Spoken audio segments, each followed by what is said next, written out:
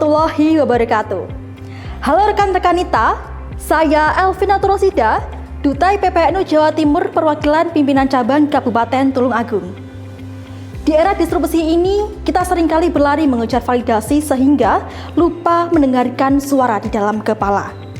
Mental health bukan sekedar tren, melainkan fondasi bagi kita sebagai pelajar untuk tetap tangguh di tengah tekanan kompetensi dan ekspektasi. Video ini adalah sebuah cuplikan kecil dari upaya kita bersama untuk mencegah stigma, membuka ruang diskusi, dan membangun kesadaran akan betapa krusialnya kesehatan mental, khususnya di kalangan pelajar. Mari kita simak cuplikan micro teaching saya di SMKNU Tulungagung, sebuah upaya kecil untuk perubahan besar.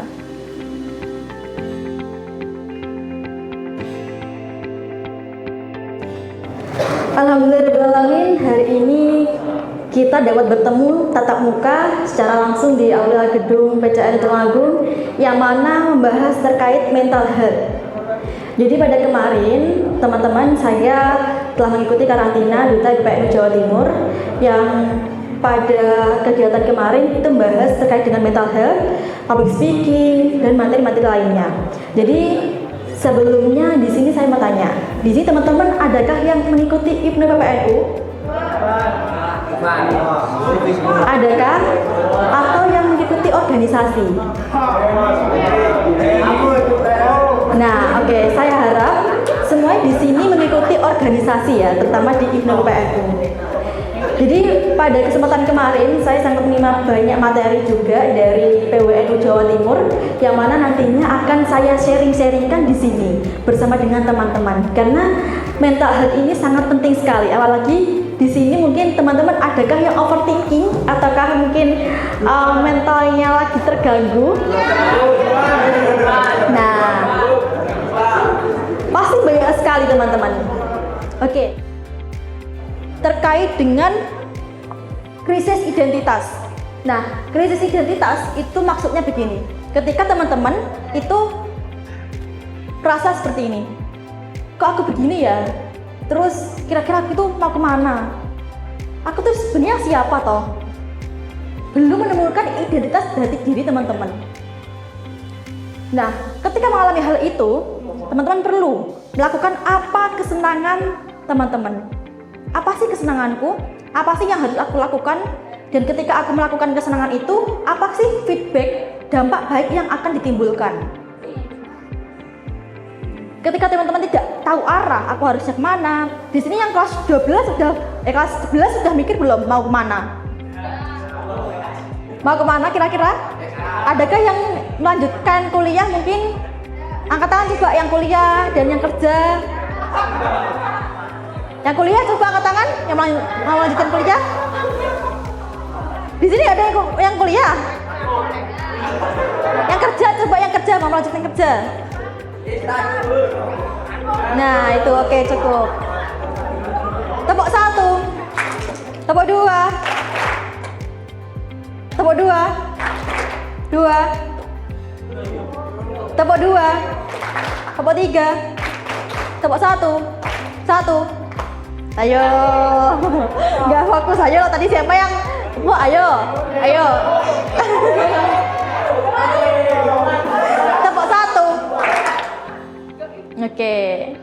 Nah, jadi teman-teman di kelas 11 ini harus menentukan arah tujuan kita. Kira-kira nanti kuliah apa kerja? Terus nanti kira-kira setelah lulus ini mau ngapain? Terus juga kira-kira kesenangan teman-teman apa?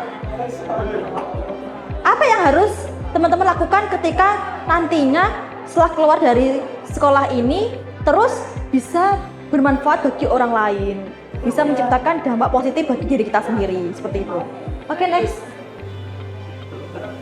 Nah, ini teman-teman yang tadi saya katakan dampak emosi jika tidak dikelola.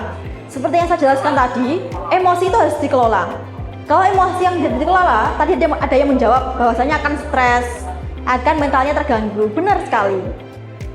Nah, maka dari itu pentingnya menjaga emosi itu harus kita analisis sebelum kita emosinya meledak-meledak. Yang pertama dampaknya adalah keputusan impulsif. Keputusan impulsif adalah keputusan yang nantinya menghasilkan keputusan-keputusan yang salah.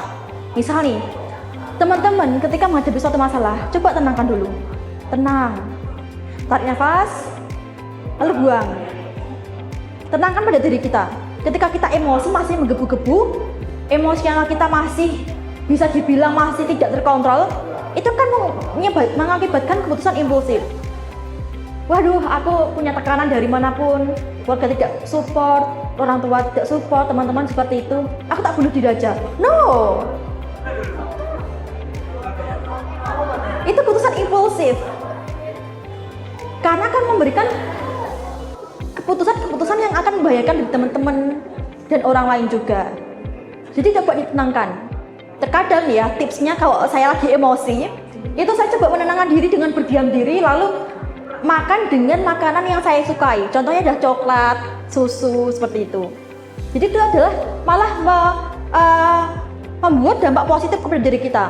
Oh, ternyata punya masalah seperti ini, ada feedback baiknya padaku. Harusnya saya evaluasi seperti ini, agar nanti di kemudian hari itu dia akan terulang lagi. Bagaimana pengaruh kesehatan fisik terhadap kesehatan mental? Konselor sebaya kalau menurut saya adalah tempat curhat. Dalam sesi micro-teaching ini, saya menekankan pentingnya menjadi konselor sebaya. Saya ingin mereka paham bahwa kesehatan mental adalah tanggung jawab kolektif sebagai kawan seperjuangan. Seorang konselor sebaya tidak perlu memberikan solusi yang rumit, cukup dengan menjadi telinga yang mendengar dan menyediakan ruang aman tanpa penghakiman. Kita sudah membantu menyelamatkan kesehatan mental seseorang. Mari kita perbarui sudut pandang bahwa menjaga kesehatan mental adalah bentuk kesadaran tertinggi untuk merawat kedaulatan diri. Menjaga stabilitas jiwa bukan sekedar pelengkap, melainkan prasyarat utama agar potensi intelektual dan keterampilan kita dapat berfungsi secara maksimal. Tanpa jiwa yang tangguh, segudang keahlian akan kehilangan arah. Melalui PPNU, saya mengajak kita semua untuk berani bicara. It's okay not to be okay. Mari menjadi generasi yang tidak hanya unggul secara intelektual, tapi juga matang secara emosional. Karena perjuangan yang besar hanya bisa dilakukan oleh jiwa-jiwa yang sehat dan merdeka. Pikiran yang sehat adalah kunci masa depan yang hebat. Jangan takut untuk mencari bantuan, karena kamu tidak sendirian. Manifestasi mental sehat, akselerasi pelajar maslahat. Saya Elvina Trosida, Duta PPNU Jawa Timur Perwakilan Pimpinan Cabang Kabupaten Tulungagung.